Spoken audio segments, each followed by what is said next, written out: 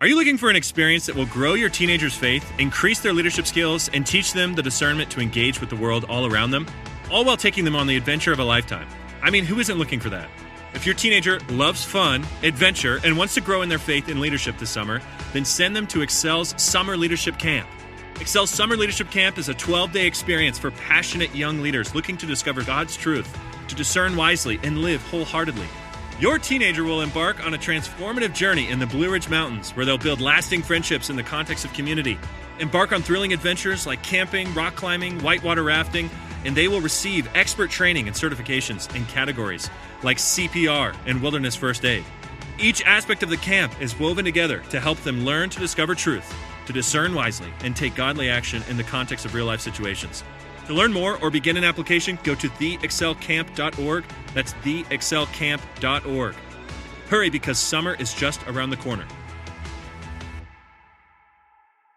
Not you're saying things Jesus would say, not even you're feeling things Jesus would feel. So that's great. Let's feel and say.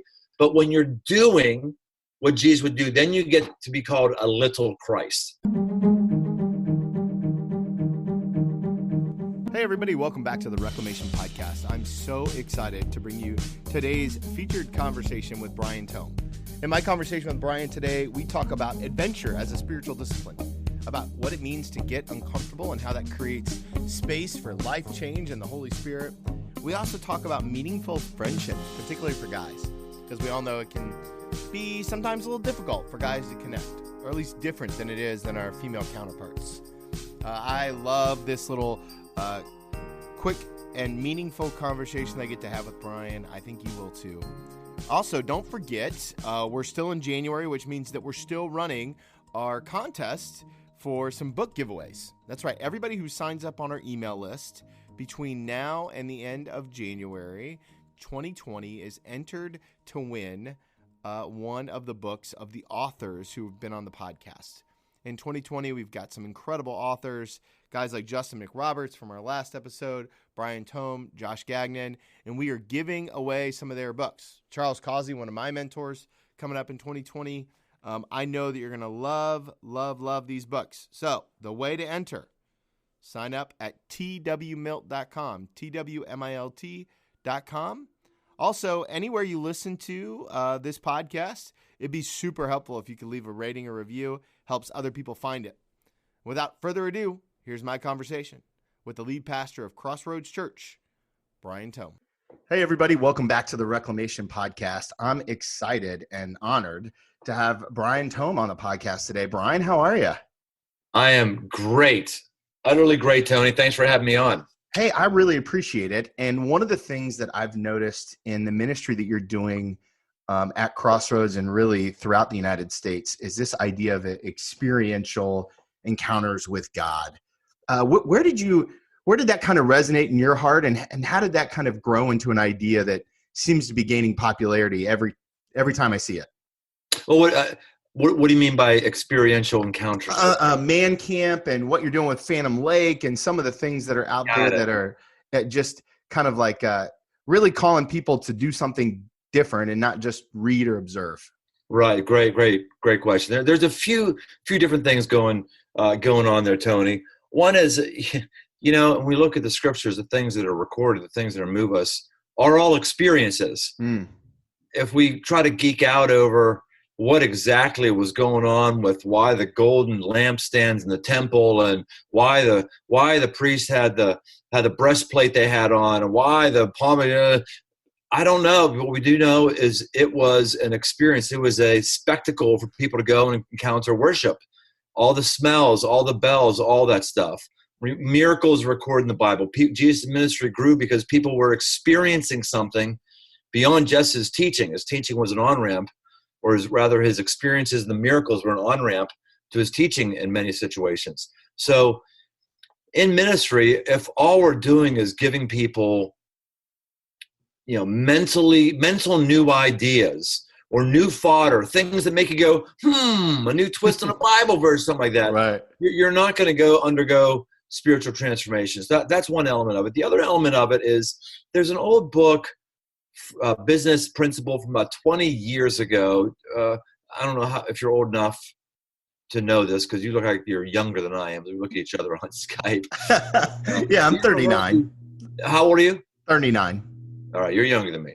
Do you remember the whole phrase red ocean, blue ocean? I don't. Okay, so it was a big business term that came in a book, I don't know, 20, 25 years ago, something like that. And the premise was this is, if you want to go and you want to hunt for a shark, you take your boat out in the ocean, you chum up the water, you put some blood out there, the shark smells it, and the sharks come, and that's what you do. And that's where all the fishing boats are, the red water. And you could be led to, as the theory goes in business, you can be thinking, oh, this is where everybody is. This I need to do this. But the ones who really make it big, who make a lot of money, realize that there's way, way, way, way more sharks in the blue ocean than there is right here in the red ocean. And so if you can figure out a way to draw in sharks different ways and go to different places, huge opportunities is there. So when I look at the kingdom of God, the red ocean, where everybody is weekend services. Everyone is there. When Crossroads started in 96, there was very few people doing what we were doing. Very, very, very few. I might say we were the only ones with some of the nuances we had of not wearing a suit jacket, having avant-garde humor, playing video clips, creating our own videos, just stupid, just a bunch of stuff, right? Well, there's hundreds of churches that do that now, all over the country. And in fact, people leave Crossroads and go to other churches all the time.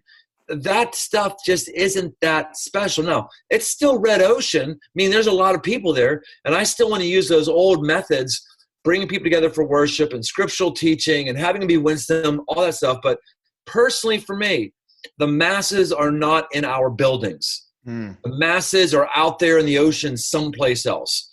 And so we've got to get more people in the kingdom of God who are thinking of things beyond the next cool sermon series I can do, and what's the next worship song I can do that's going to get 1 million streams on YouTube. Hey, newsflash. People who are going to be reached through worship music are already being reached through worship music. Right. So if you I love it. Right. Hey, newsflash. If you're starting a church and you think you're reaching the unchurched, the first weekend, 50% of everybody's going, hands are up. Newsflash, you're not reaching anybody. You're getting people who are in the red ocean or coming from other churches, and maybe they need to be at your church. But let's be serious. You're not doing the Great Commission. You're just getting people with the normal chum in the water. So we've got to have experiences and people and real apostles going places and doing things that other people aren't doing. So you mentioned a couple of them. The stuff we do with camps and whatever I've talked enough. So a bunch of stuff like that. I love it. I think it's so important. And one of the themes that I see is I was kind of looking at what you're doing is this idea of adventurous. What does adventure do as a spiritual discipline, or is it even safe to call it that? I think it's safe to call it that as long as we amend it a lot. Adventure does not have to be camping. Adventure does not have to be motorcycles. Adventure does not have to be skydiving. Adventure is getting to a place, physically getting to a place where you're uncomfortable. And when things go wrong, that's when it's really an adventure. You can be driving to your grandmother's house in a snowstorm, but once you get a flat tire and you got to change it in the middle of the adventure, right? So I'm a big fan of adventure because adventure is a simulation for spiritual formation. We get spiritually formed when things go wrong. Unto you it has been granted to suffer according to his name. There is just a thing that happens when things go wrong. And so I believe if you can learn in a environment like camping or hiking or whatever your brand of adventure is, to enjoy that and deal with things going wrong, deal with things being uncomfortable, I think you're going to be more steeled to deal with the spiritual formation that God's going to do in you, which happens when things go wrong. Like, I don't know about you, Tony. I just grow more spiritually when I'm any place other than on a beach reading a book. Right. I love being on the beach reading the book. There is something there. I can read a book about Christ. That's okay. But boy, you can't take that for very long. But man, you can really be formed when you're in a place where God is pressing you and conforming you. Let me ask about that pressing for just a minute, because I think that for a lot of people, when they're pressed, when they're up against opposition, which may be adventurous and maybe planned or unplanned, there's one of two ways that people can go. They can go closer to Christ, or in some ways they can go away from Christ. When I was in the Army, and one of the things that we noticed is on the way back from deployment, a lot of our soldiers were so burnt from all of the, I'm going to use air quotes, adventure, but from all the trauma, really, that they couldn't lean into God. They didn't feel like they could lean into God anymore. How do we, as leaders and as ministers, how do we make sure that people, when they come to that crisis moment or that adventurous moment, lean into their faith versus stepping away? Well, yeah, I think PTSD happens when there's nonstop adventure, nonstop high adrenaline moments, nonstop, I'm in an uncomfortable situation and I can't get out of it.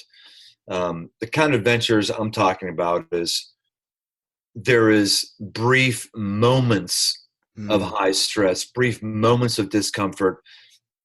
And then you're sitting around a campfire a few hours later, you're laughing about it and you're saying, I can't believe what we did today. Yeah. I mean, you guys process it, right? Right.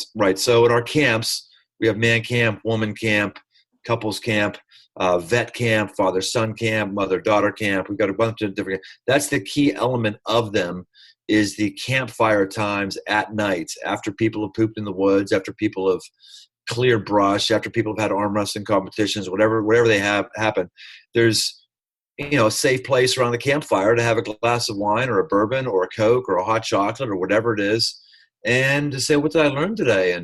And process it while you're staring into a fire with some safe people. That's all. That stuff is really at its core preparation for the conversation and the formation around the campfire.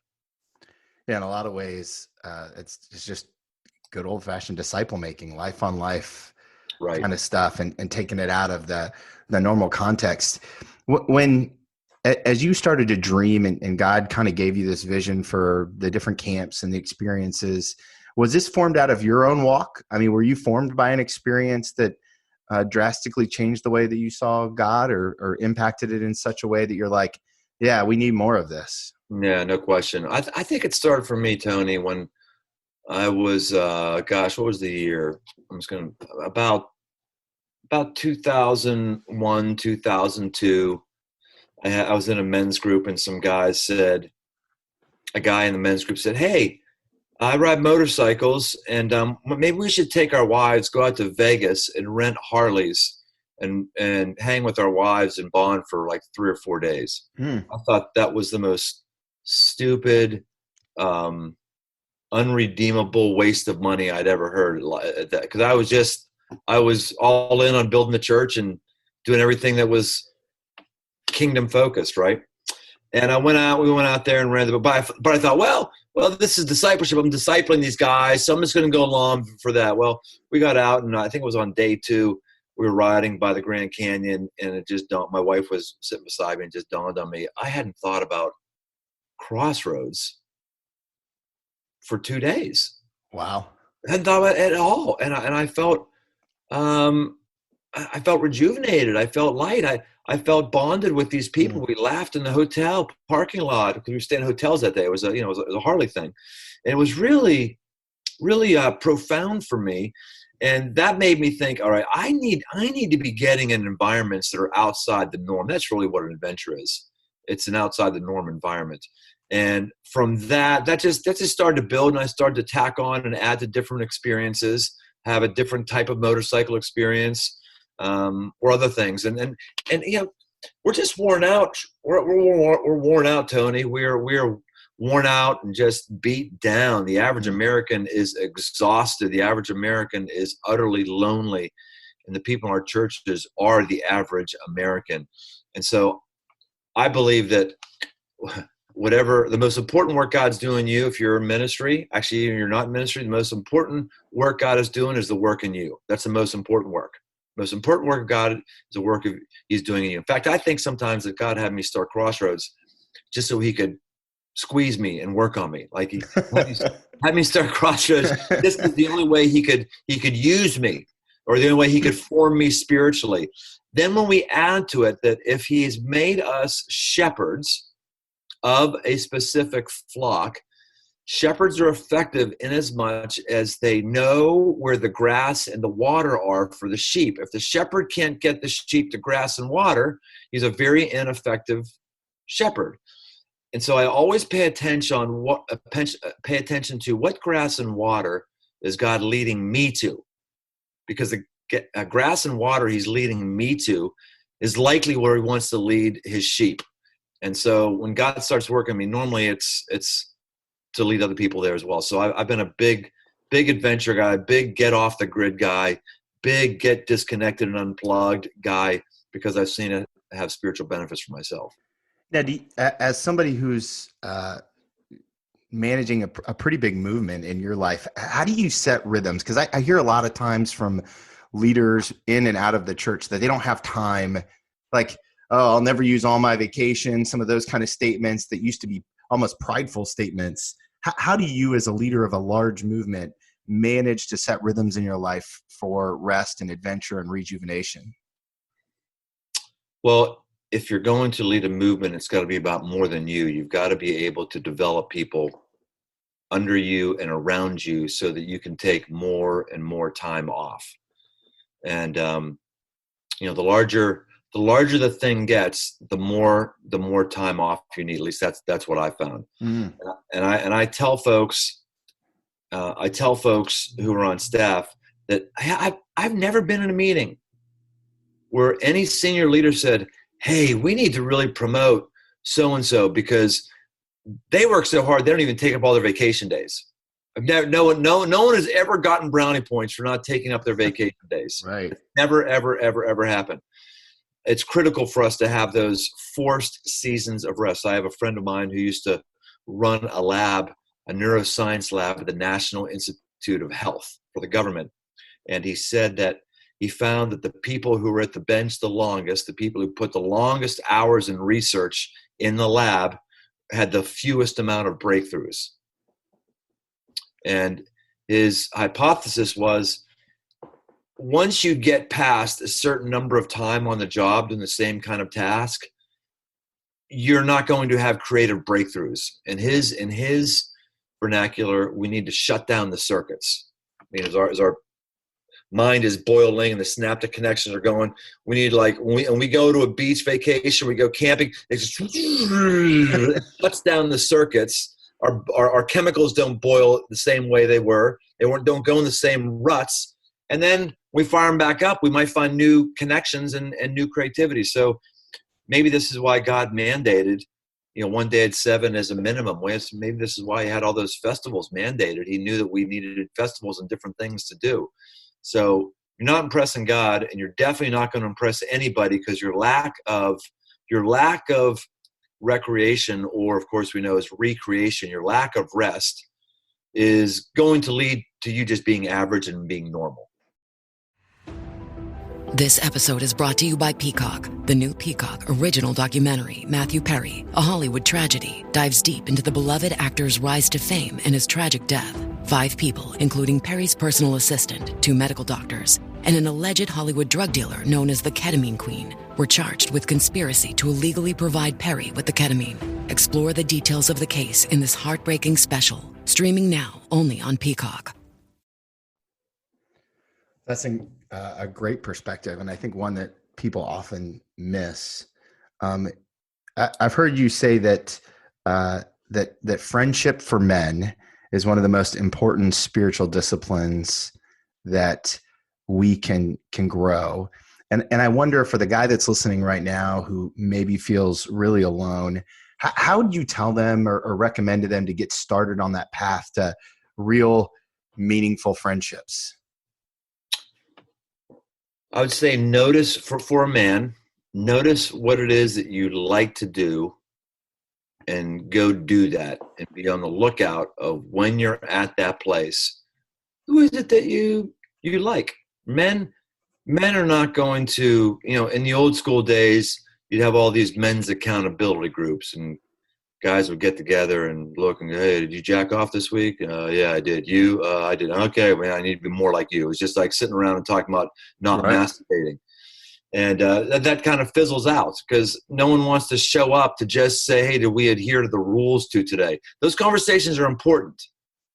Sexual purity is very, very important.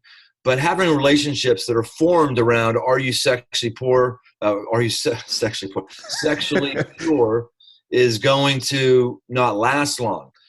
But if you say, I like to bowl, I'm going to join a bowling league, and you see other dudes that are bowling there, you're going to probably start a conversation with them at some point, and you're going to become friends. If you're into motorcycles, you run into people who have motorcycles, you're going to become friends. So I tell guys, do something you like to do and look for people who can be friends inside of that. Because guys bond really well when we're doing something together, but it's got to be something we both like. Yeah, for me, water skiing. I could water ski all day long. It's my absolute favorite thing to do, and I found some guys who love to do it early in the morning. It's the best when the water's glass. It's incredible. Yeah, and you probably get together for reasons other than water skiing too, right? Well, right. During the off season, we get together and have breakfast so that we can talk about water skiing. Yeah, right. Did you see the latest ski that just came out? Right. What do you think about that new robe? Yeah, right. That's right. It's conversation, and what do you know? Someone sneaks in there, you talk about, yeah, man, this is a conversation I just had with my wife where we're stressed out about money because of all these things, and oh, really? What's going on with you and your wife? Yeah, it leads to that. But we've got to I have the exact same things with guys who overland or do motorcycles. Exact. Now, one of the things I've noticed is I follow you on Instagram, and you use that platform incredibly well. So kudos to you. I love your Q&A days. I'm curious, how does that how do those days where you sit there and you'll answer dozens of questions, how does that impact you as a medium? How has social media from that perspective influenced you? You mean influence me as far as how I'm using social media, or as how? Your connection to the flock that way, to use the church term, or just a lot. I would just say that, like, man, people are putting a lot of real stuff out there, and that's just, as somebody who I wonder often, like, oh, how would I answer that question? And you do a great job. I just curious what that does to you personally. I think you have to know. Tony, I'm late to the game on this. I really am.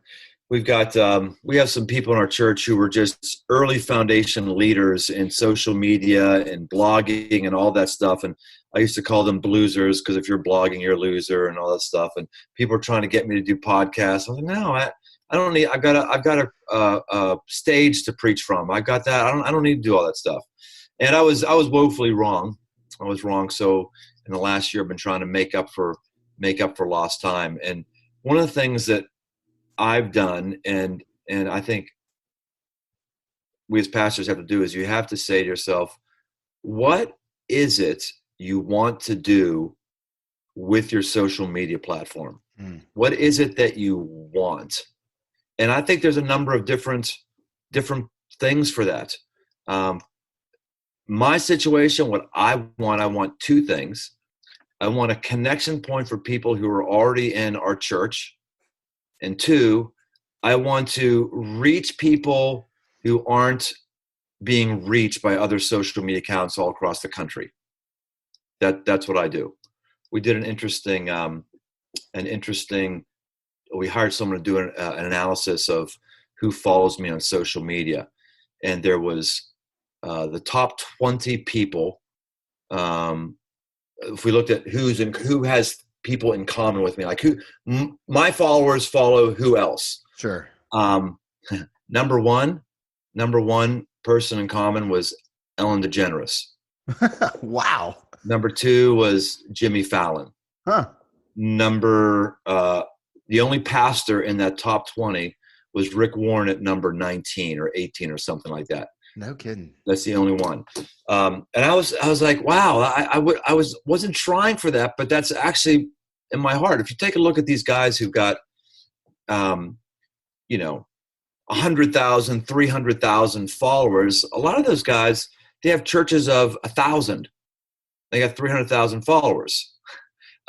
What's going on there? Well, first of all, it's good for them. If that's what God wants them to do and that's what they're going for, great. But what's happening is those guys, they're all sharing each other's followers. They're not reaching anybody new. Listen to Hillsong, listen to Bethel. Okay, that's right. We want different flavors for that day. But I want to be about reaching new people through social media. So my posts aren't just inspirational Bible verses with a cool font. My posts aren't just, a 20-second winsome rant of what I just did this last weekend.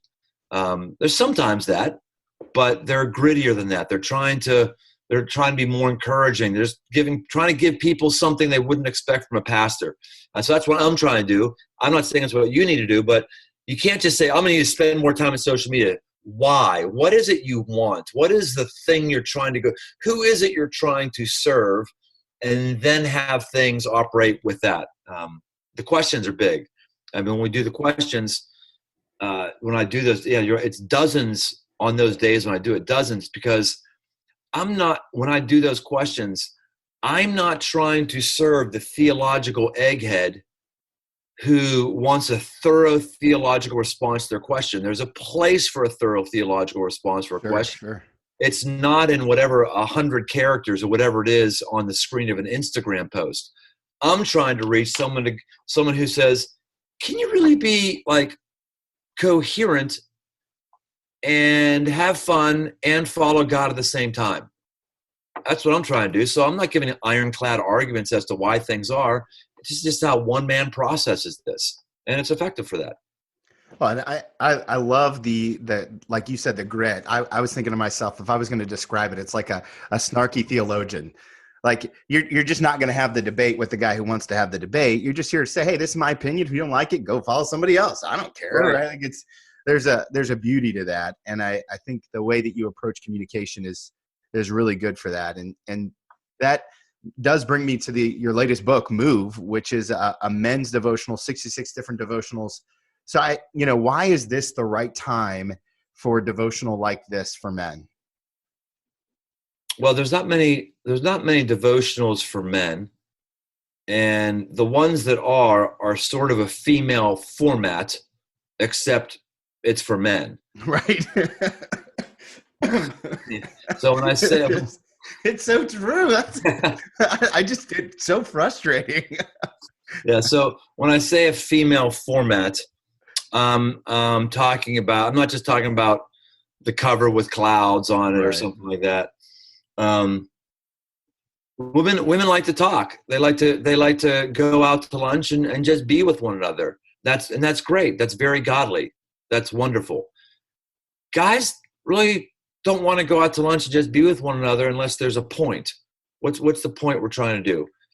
For the most part, we need to know, are we doing something together? Are we moving? You mentioned the water skiing. Great, we're together, but like we're doing something together. We're water skiing together, or we're going to serve the poor together or something. Jesus didn't come for us to have the right thoughts. Many devotionals are written. So here's a new thought you haven't had. Think about that one. Here, if you ever thought about this angle, if you ever thought about that angle. This is why, by the way, churches are 70% made up of women, because most preaching is that way. Let me give you something you haven't thought of, an angle you haven't thought of that way before. Most men are much more action-oriented, many women as well.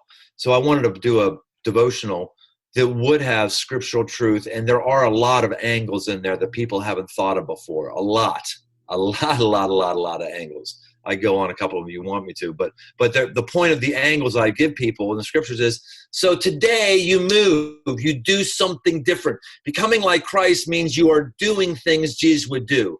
Not you're saying things Jesus would say, not even you're feeling things Jesus would feel. So that's great. Let's feel and say. But when you're doing what Jesus would do, then you get to be called a little Christ. That's what a Christian was. Then you're a little Christ. You're actually acting like him. You're moving like him. So that's the heart behind the book. I love it. And I strongly think that we need to market more towards men. Love the way you communicate that. I know you're on a limited time crunch. I'm super thankful for the time that you've given me today. Where can people go if they want to follow you? BrianTome.com, right? Yep. BrianTome.com, or social media platforms at Brian Tome. Instagram. Yeah, I'm telling you, you got to follow him on Instagram. The Q&A days are some of my favorite days. It sucks up a little bit more time than it should in my life, but it's worth. Okay, so the last question I always love to ask people, if you could go back to Brian, young Pastor Brian, entering beginning crossroads, and give yourself one piece of advice, what would it be? Can I try to do two instead? Yeah. I would say, don't be so stressed about money. It'll work out. It'll be okay. And I mean that church-wise and personal-wise. Sure. And two, do you have to do that meeting? Really? A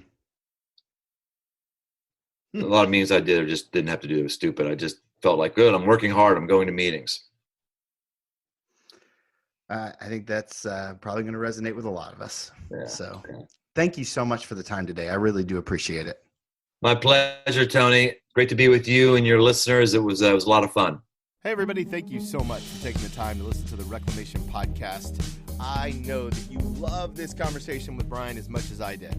Some of the things that really just absolutely stuck out to me is his passion for ministry, his sense of adventure, and the way he is attacking what it means to reach out to other men and grow ministry that intentionally includes men. I just love it.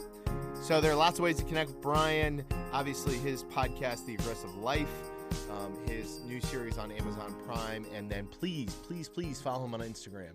It's such a good follow. He answers so many of our theological questions. As a reminder, don't forget, get out there and sign up for our email list. Get entered to win a book in our January giveaway, and we would love to give you Brian's new book, Move. All that'll be linked into the show notes. It's my dearest hope that you will continue to reclaim good practices for faith and life.